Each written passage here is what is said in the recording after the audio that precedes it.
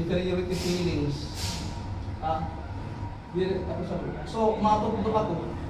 Nalipot lang. Itakot sa bilib. Dugang, marap makot sa bulga mo. An aton example, perfect example ito, approachability. Wala iba kundi hino. Kasi dati kaliyo. Hino ang pinaka-approachable person na nakilala. The perfectly approachable person. The perfect approachable person, no other than Jesus Christ.